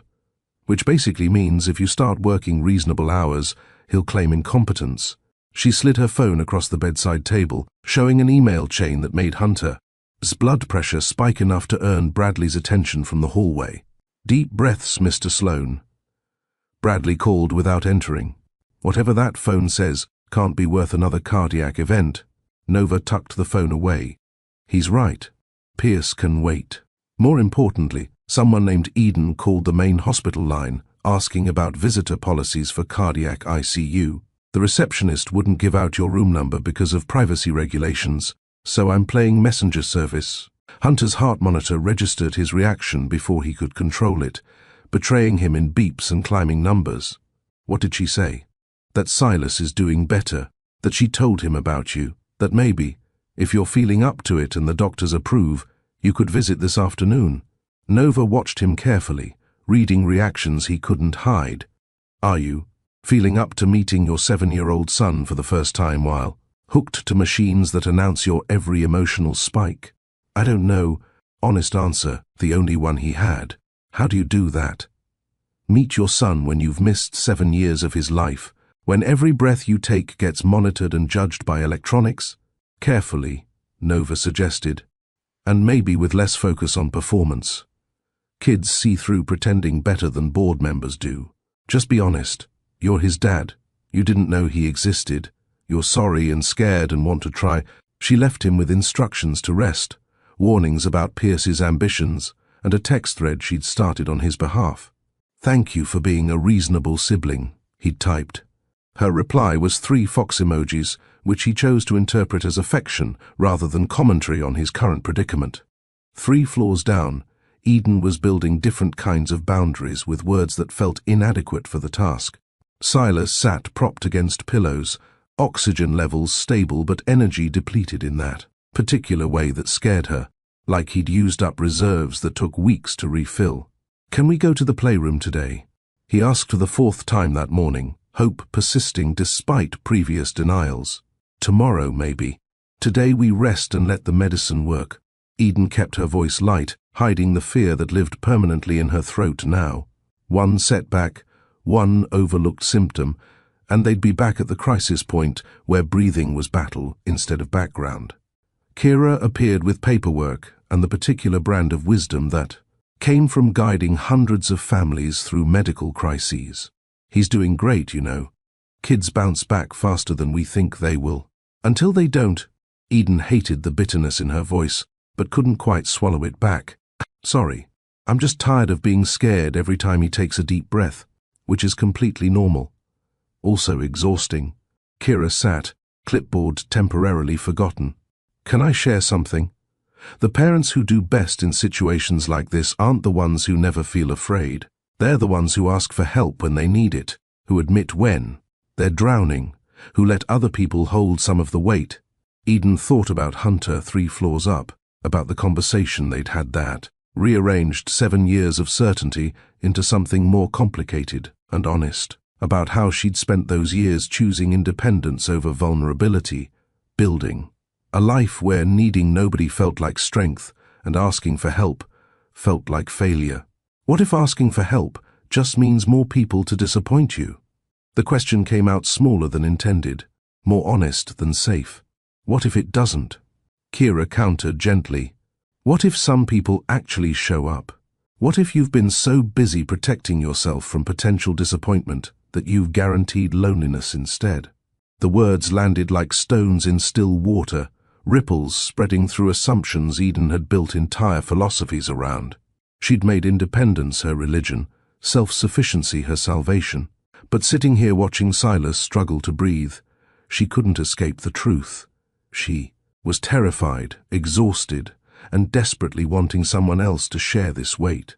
Later, when Silas napped and the afternoon light painted everything temporary gold, Eden found herself texting the number Nova had provided for coordination purposes or emotional crises. Whichever comes first. The response came quickly. He's awake, stable, and terrified in exactly the same ways you probably are. Perfect conditions for meeting his son. If everyone's ready. Eden stared at the message, thumb hovering over reply options that felt simultaneously too soon and too long delayed. This was the moment. The one where theory became practice, where possibility became real, where she could say no and buy more time to build walls that felt like safety. Or she could choose differently. Choose honesty. Choose the hard, brave thing her son had reminded her to do. "Give me an hour," she typed. "I need to prepare Silas. And myself."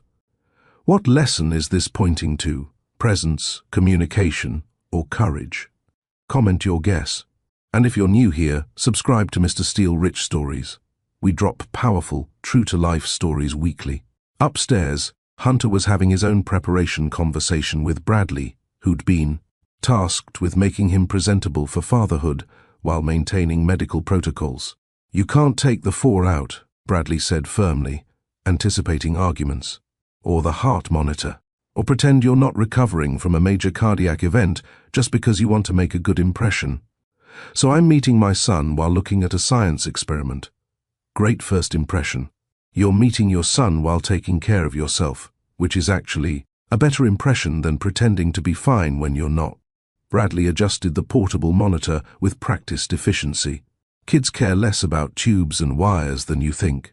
They care about whether you're paying attention, whether you're honest, whether you show up. Everything else is just scenery. Show up. The phrase had been haunting Hunter for days now, ever since Eden said it in the family lounge. He'd spent 7 years being productive, efficient, successful, everything except present, and it had cost him everything that mattered. His phone buzzed with Eden's message, "Silas wants to meet you." But slowly, carefully. He's fragile right now, physically and emotionally. "Can you do it slowly and carefully?" Hunter typed back with hands that trembled slightly. "I can try. What should I know? What does he like? What scares him? What makes him feel safe?" The response came as a list. Space exploration, terrible puns, Lego architecture, strawberry. Anything being read to before sleep, knowing exactly what's happening medically instead of adults whispering around him. Small details that painted a person Hunter had missed becoming. A whole, human who existed because of choices made and unmade 7 years ago. He memorized them like prayer, these facts about his son who didn't to know him yet but might, if Hunter didn't mess this up too badly. Lauren returned with a small bag, her expression softer than her usual professional efficiency. Nova called. "Said you might want actual clothes instead of a hospital gown for meeting Silas. These are from your apartment. She has your spare key, apparently. She's used it before when I was traveling and needed something delivered." Hunter accepted the bag gratefully, finding clothes that didn't advertise his patient status quite so obviously. "Thank you for everything. For literally saving my life by calling the ambulance when I insisted I was fine. You weren't fine. You were grey and clutching your chest and trying to finish an email."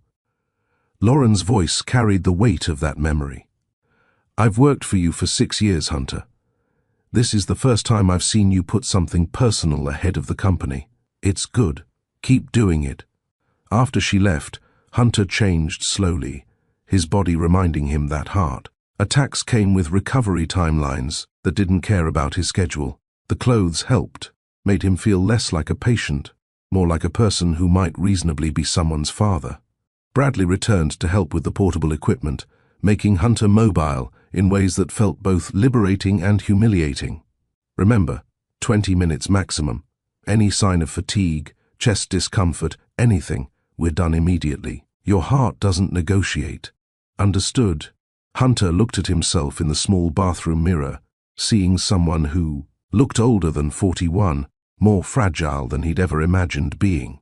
Do I look like someone a 7-year-old would trust? You look like someone who's been through something hard and survived it. Kids understand that better than you think. Silas has been through hard things too.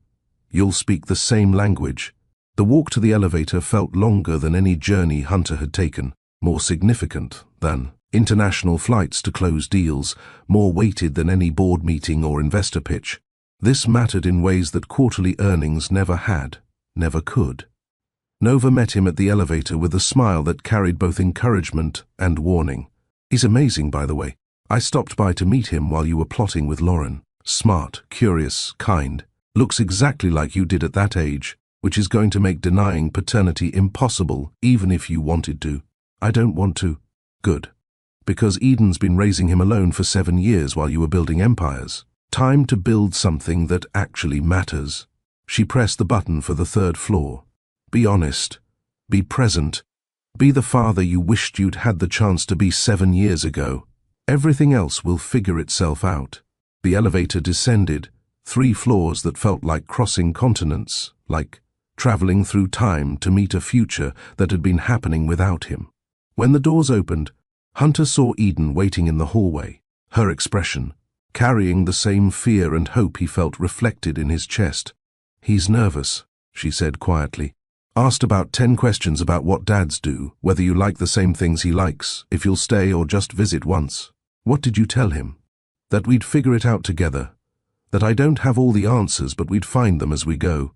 Eden's hands twisted together, betraying nerves her voice didn't show.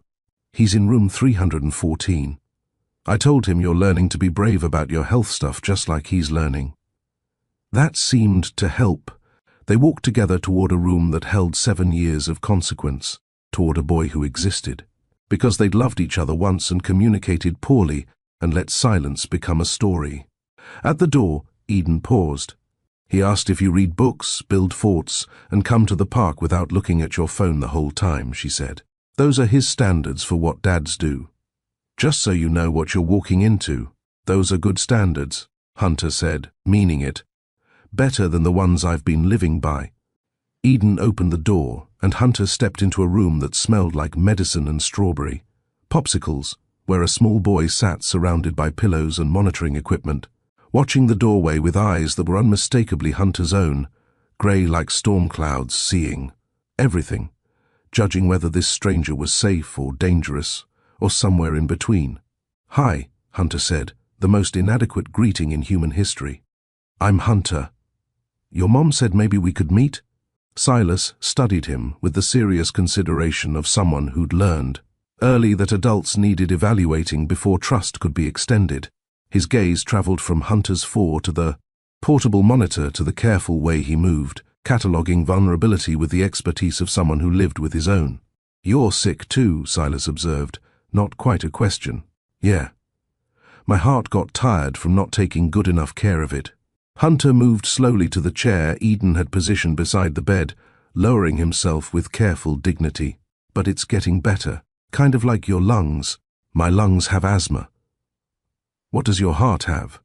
The question was so direct, so innocent in its curiosity, that Hunter almost laughed. Blockages that made it hard to pump blood. And regret, which isn't a medical condition but probably should be. The doctors fix the blockages. I'm working on the regret. Silas nodded like this made perfect sense. Mom says regret is when you wish you'd made different choices. Do you have a lot of those? More than I can count, Hunter admitted. But the biggest one is not knowing you existed until 2 days ago. That's the regret I wish I could fix most. Mom said you didn't get her letter. Sometimes important things get lost. Yeah, important things definitely got lost. But I'm here now, and I'd like to know you. If you want to know me, Hunter's voice cracked slightly, betraying emotions he couldn't quite control.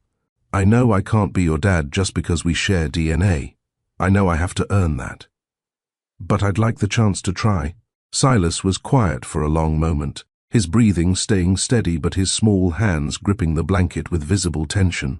Finally, do you like space? I do. especially the way stars are actually looking backward in time, because light takes so long to reach us. That's my favorite part too. Silas's face lit up with the kind of joy that transformed features into pure delight. And how there are probably planets we can't even see yet because their light hasn't gotten here. And just like that, they were talking about exoplanets and rovers, about whether Mars colonies would happen in Silas's lifetime, about the James Webb Telescope images that looked like paintings of creation. Hunter felt 7 years of absence compressed into this moment, this conversation. This chance to know the person he'd helped create but never met. Eden watched from the doorway, seeing her son and his father discover each other in space facts and terrible astronomy puns, in shared curiosity and the particular magic of finding someone who spoke your language. Tears slid down her face unchecked. Grief for what they'd missed, gratitude for what they'd found, terror about what came next. Kira appeared beside her, offering tissues and a quiet presence. "This is what starting over looks like," she whispered. "Messy and beautiful and brave." Eden nodded, unable to speak past the emotion lodged in her throat. In the room, Hunter was explaining gravitational lensing, while Silas listened with rapt attention. And for the first time in 7 years, the family that should have been was beginning to exist. 20 minutes stretched into 40 before Bradley appeared in the doorway with a gentle knock. That interrupted a debate about whether black holes could theoretically be used for time travel. Hunter had forgotten about the portable monitor entirely, forgotten about the force still attached to his arm, forgotten everything except the way Silas's face lit up when explaining complex physics concepts he'd learned from library books. "Mr. Sloan, your heart rate's been elevated for 30 minutes, Bradley said quietly. "Not dangerously, but consistently. We should probably wrap up for today." Silas's expression fell so completely that Hunter felt it like a physical blow. "Already? I'm sorry, buddy. My heart needs rest after it works hard, kind of like how your lungs need rest after an asthma attack." Hunter looked at Bradley with something close to pleading. "But maybe I could come back tomorrow, if that's okay with your mom?" Eden stepped forward from her position by the door, wiping at eyes that had been leaking quietly for the past half hour. "If you're feeling up to it, and the doctors approve, I think Silas would like that."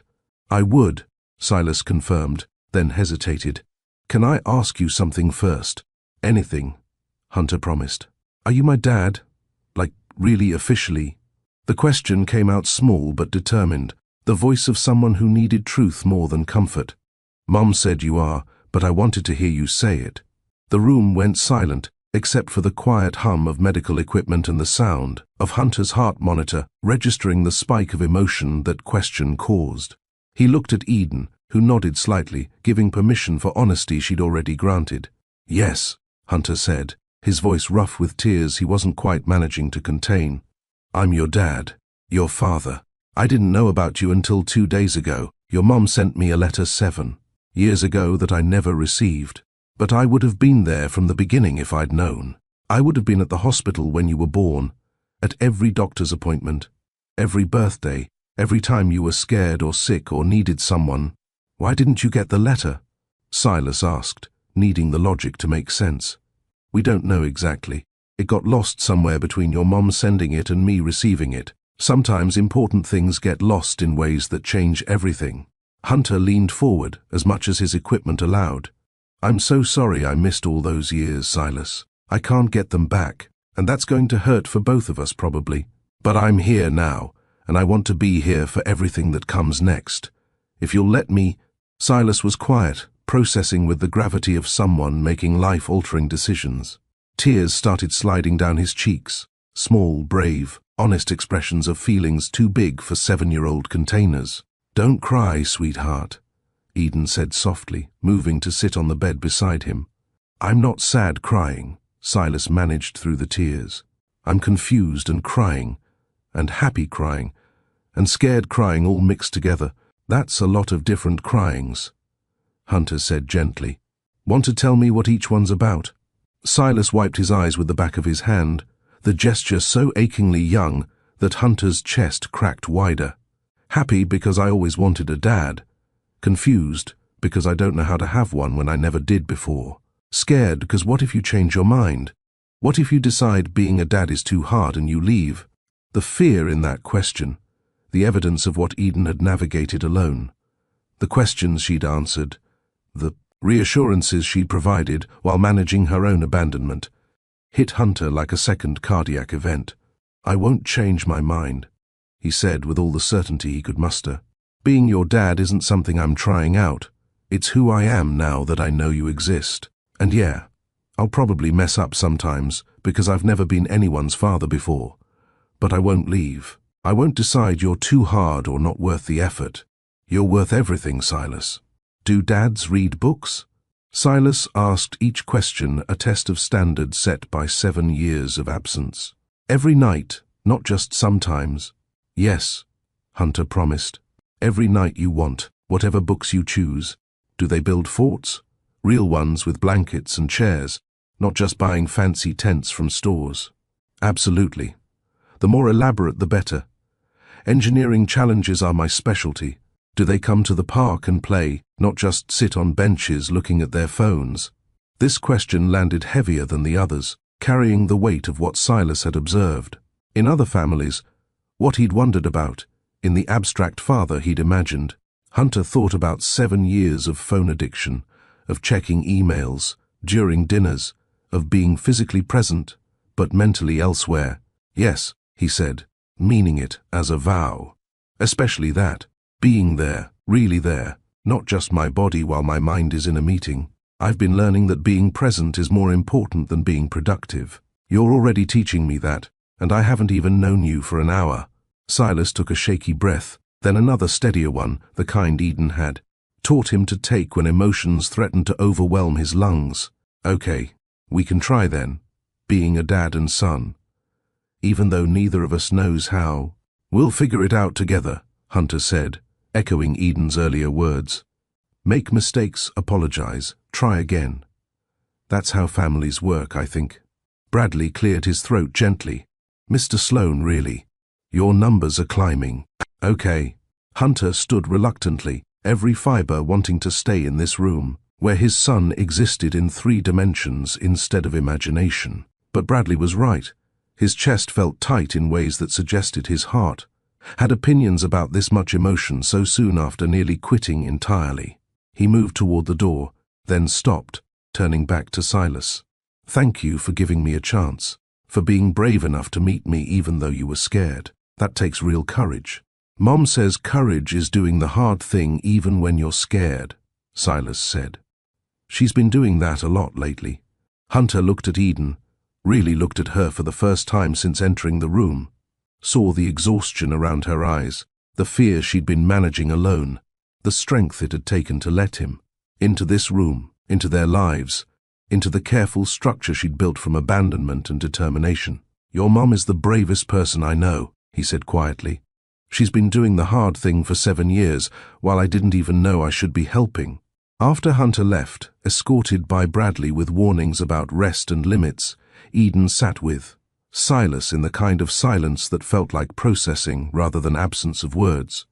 "Do you like him?" Silas asked finally. "I used to love him," Eden said honestly, "before things got complicated, before the misunderstandings and the letters that didn't arrive. Now I don't know what I feel except that he seems sincere about wanting to know you." "He knew about gravitational lensing," Silas said, as if this settled important questions about character, "and he promised to build forts. Real ones." "Those are good signs," Eden agreed, smoothing his hair back from his forehead. "But we take this slow, okay? Let everyone get healthy first. Then we figure out what having a dad in your life looks like." "Okay." Silas yawned, the emotional weight of the meeting catching up with his already depleted reserves. "Mommy." "Yeah, baby? I'm glad you did the hard, brave thing, even though it was scary." Eden kissed his forehead, tasting salt from tears she hadn't realized were still falling. "Me too, sweetheart. Me too." Upstairs, Hunter made it back to his room before his legs gave out, before the adrenaline that had sustained him through meeting his son evaporated and left only the reality of a body still healing from crisis. Bradley helped him back into bed with the efficiency of someone who'd seen this exact scenario play out before. "How was it?" Bradley asked, adjusting the monitors that Hunter had temporarily escaped. Terrifying, perfect, heartbreaking, everything. Hunter stared at the ceiling, seeing Silas's face instead of tiles. "I have a son, Bradley. A real, actual son who likes space and bad puns, and needs someone to build forts with." "You do," Bradley confirmed. "And based on your cardiac readings, you also have a heart that needs rest before you try to be super dad. So we're having a quiet time now. No visitors, no phone calls, just you and your healing organ having a conversation about limits." Nova appeared in the doorway despite Bradley's clear preference for solitude. "5 minutes," she promised. "I just need 5 minutes to see if my brother survived meeting his son." Bradley sighed but stepped into the hallway, muttering about families and boundaries and why nobody listened to medical professionals. Well, Nova demanded the moment they were alone. "How did it go?" He asked if dads build forts and play at the park without looking at their phones. Hunter's voice cracked. "Those are his standards. Those are the things that matter to a 7-year-old who's never had a father. Not money or success or any of the things I've been chasing. Just presence and attention and showing up. Can you do that? Show up consistently, not just in the exciting beginning, but in the boring middle and the hard parts." "I have to," Hunter said simply. "Because the alternative is being the kind of man who meets his son and then goes back to being too busy. And I can't be that person. Not anymore. Not when I know what I almost missed." Nova studied him with eyes that had known him his entire life, that had watched him build companies and neglect relationships, that had loved him through every version of himself he'd tried on. "You're different," she observed. "Something changed." "I almost died," Hunter pointed out. "That changes people." "No. This is different from almost dying. This is choosing differently." Nova's expression softened into something like pride. "You're choosing the hard thing. The presence over performance. The relationship over the resume." "I'm choosing my son," Hunter corrected. "Everything else is just logistics." After she left, Hunter lay in the dark of his hospital room, listening to the monitor track his heart's steady rhythm. Somewhere 3 floors below, Silas was falling asleep to the same mechanical symphony. His small chest rising and falling with the help of medicine and determination. Hunter thought about all the nights he'd missed, 7 years of bedtimes, of nightmare comfort, of stories read and songs sung badly. Thought about birthday cakes and first days of school, about scraped knees and small victories he'd never witnessed. He couldn't get those moments back, couldn't undo 7 years of absence or make up for all the times Silas had needed a father and had only his mother's fierce sufficiency. But he could start now. Could show up tomorrow and the day after, could build a relationship from honest pieces instead of perfect ones, could be the father Silas deserved, even if he had no idea how to do it yet. His phone buzzed with a message from Eden. "He's asking when you can visit again." "Tomorrow, if you're cleared for it?" Hunter typed back with hands that still trembled slightly. "Tomorrow. And every day after that he'll have me, for as long as he wants." The response came quickly. "That might be a very long time. He's already planning the fort he wants to build with you." "Good," Hunter wrote. "I've got time now. All the time that matters." He set the phone aside and closed his eyes, letting medication and exhaustion pull him toward sleep. Tomorrow he'd wake up to board pressures and Pierce's ambitions and all the complications of a life that suddenly had priorities he'd never planned for. But tonight, he was someone's father, someone's dad. And that mattered more than anything else ever had. In room 314, 3 floors down, Silas fell asleep holding a small book about foxes learning to be brave, dreaming about stars and forts and the dad who'd promised to show up. Eden sat beside him in the chair that had become her home, watching her son breathe easy for the first time in days. Outside, the city continued its relentless pace. But inside these walls, 2 families were becoming one, slowly, carefully, bravely, built not on perfect circumstances but on honest choices, not on what should have been, but on what could be starting now. Talia stopped by during late rounds, saw mother and son sleeping peacefully, and smiled before closing the door quietly. Some healings, she knew, happened beyond what medicine could measure. This was one of those. Discharge day arrived with the particular chaos of hospital exits, paperwork multiplying like anxious rabbits, nurses delivering final instructions with the gravity of sacred texts, and Silas wearing a fox-themed shirt that Nova had somehow procured overnight along with balloons, declaring brave kid that bobbed against the ceiling like small celebrations of survival.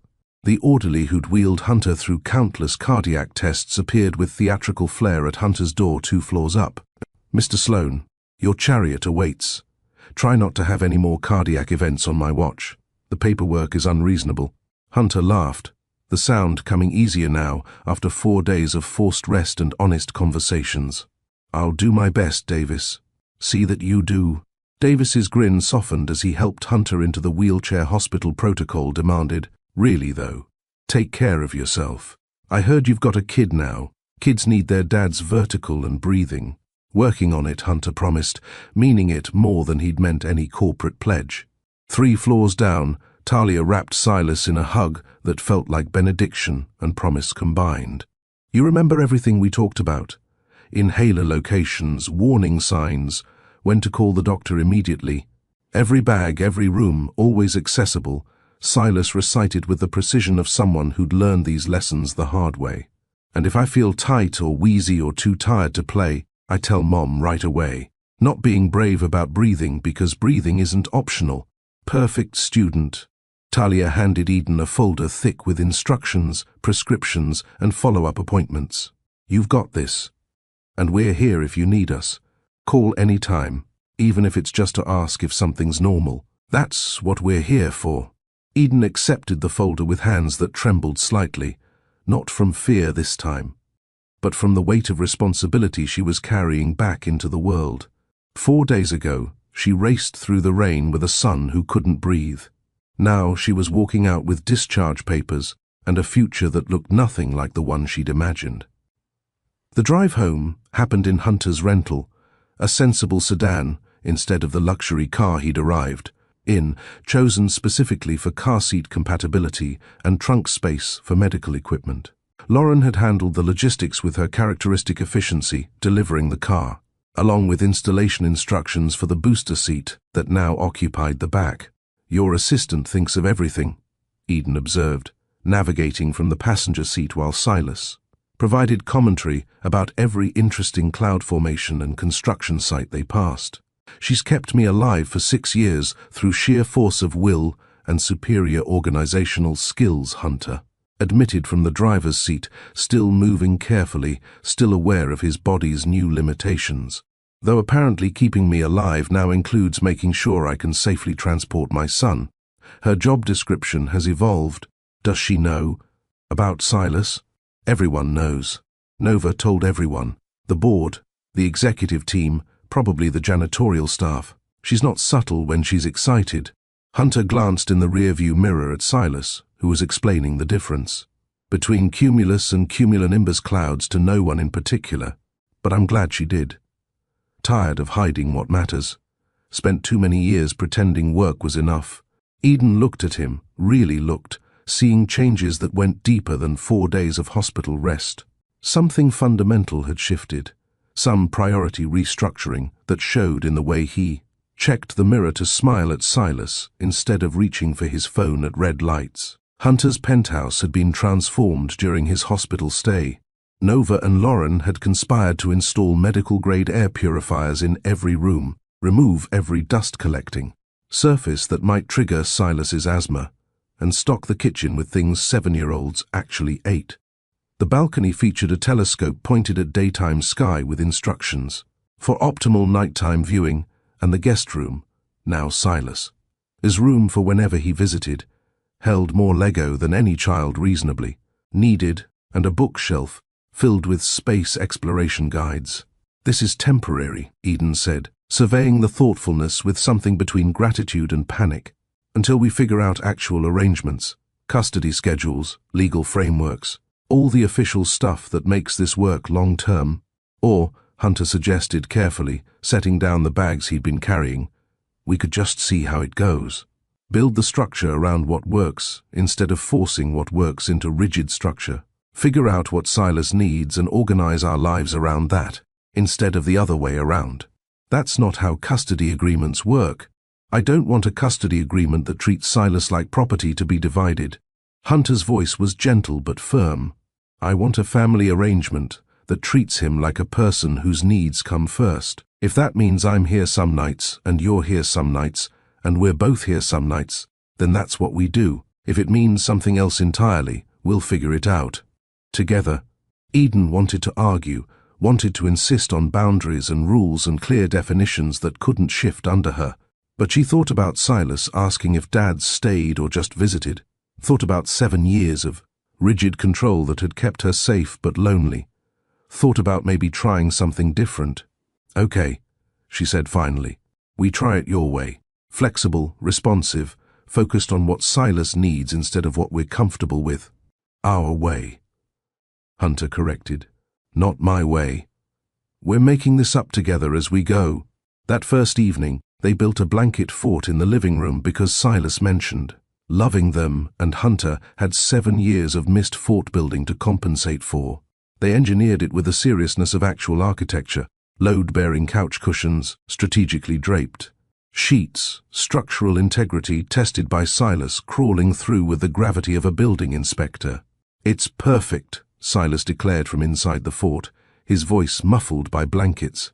This is exactly what forts are supposed to be. Eden made soup from a recipe her mother had used during childhood sick. Days, simple, warm, the kind of food that felt like care in a bowl. Hunter brewed tea in a dented kettle he'd kept from their old life, muscle, memory adding too much sugar to Eden's cup before he could stop himself. She didn't correct him this time, just drank it sweet and remembered when that had been endearing, instead of evidence of not being heard. Later, after Silas fell asleep in his new room, clutching the Fox book Hunter had read to him in the hospital, Eden and Hunter stood on the balcony watching the city lights perform their nightly symphony. The kiss happened slowly, carefully, not passion exactly, but gratitude and possibility, and the willingness to try again with more honesty this time. We're going to mess this up sometimes, Eden warned against his shoulder, breathing. In the familiar scent that memory had kept more accurate than she'd realized. Have disagreements about parenting, about schedules, about boundaries. All the things people fight about when they're navigating complicated situations. Probably, Hunter agreed, his arms careful around her like she might break or flee. But maybe we can mess it up together this time, out loud, with actual communication instead of assumptions and letters that don't arrive. Revolutionary concept for us. I'm trying new things, being present instead of productive, asking for help instead of handling everything alone, admitting when I'm scared instead of pretending competence I don't have. He turned her to face him, hands gentle on her shoulders. I told Pierce I'm stepping back from being CEO, staying on the board, consulting on major decisions, but hiring someone who actually wants to run an empire while I figure out how to be a father. Eden stared, genuinely shocked. You're walking away from Sloan Industries. Not walking away, choosing different priorities. Hunter's smile carried peace she'd never seen in him before, not even in their early days when everything felt possible. Turns out, nearly dying clarifies what matters, and what matters is right here. You, Silas, building something real instead of just successful. I've got enough money to last several lifetimes. What I don't have is several lifetimes to spend with my son. So I'm choosing the one lifetime I've got. The new normal took shape in small practices that added up to transformation. No phone dinners where they actually talked, sharing stories about their day without digital interruption. Shared calendars that tracked Silas's activities, medical appointments, and the careful choreography of Kyo parenting between two people learning to trust each other again. A phrase Eden taught them both, our team is bigger now, deployed during disagreements. To remember they were building together, not competing for control. Hunter learned to ask for help without shame, calling Nova when he didn't understand. Second-grade math homework that involved methods he'd never learned, texting Lauren. For advice about work-life balance she'd been recommending for years, admitting to. Eden when he felt overwhelmed instead of pretending competence he didn't possess. Each request felt like failure at first, then gradually became just how families functioned, together, imperfectly, honestly. 3 months after discharge, Hunter stood before Sloan Industries' board, with an announcement that made Pierce visibly twitch in his custom suit. Effective immediately, I'm implementing mandatory work hour caps across all departments, expanded parental leave regardless of gender, and establishing a children's respiratory health fund dedicated to families facing asthma and related crises. The fund will be named the Silas Parker Initiative, after my son, who taught me that. Breathing is a gift we take for granted until someone we love has to fight for it. The board approved because refusing would look monstrous in the press, but several members looked genuinely confused about this version of Hunter, who chose humanity over profit margins. "What happened to you in that hospital?" Pierce asked afterward, bewilderment winning over his usual calculated composure. "I met my son," Hunter said simply. "Everything else kind of reorganized around that. And you're seriously stepping back? Letting someone else run the company you built?" "I'm letting someone else run the company while I build the family I should have had 7 years ago. Different priorities, Pierce. You should try them sometime." Eden's workshop expanded from her cramped apartment studio to a proper space downtown, funded partially by Hunter's investment, but mostly by her own growing client base that had somehow survived her week-long absence during Silas's hospitalization. She taught kids and adults to make journals, small wooden boats, and courage, intangible forms they could hold when everything else felt uncertain. Silas attended sometimes, helping younger children while carefully monitoring his own breathing, modeling bravery that acknowledged limits instead of pretending they didn't exist. He'd become something of a spokesperson among his peers for managing chronic illness, the kid who wore his inhaler on his belt, without shame, who explained to curious classmates how his lungs worked differently, but that difference didn't mean broken. On Saturdays, they had breakfast at the Riverside Market, where Eden and Hunter had first met 7 years ago. Silas collected facts about constellations to share with his father, who listened, with attention that didn't wander to phones or profit projections. Eden sketched them sometimes, 2 heads bent together over maps of stars, building traditions that felt like home. The lessons emerged not in grand declarations, but in daily choices. Presence beats performance. Every time Hunter chose bedtime stories over conference calls, chose park visits over board meetings, chose being fully there over being partially everywhere.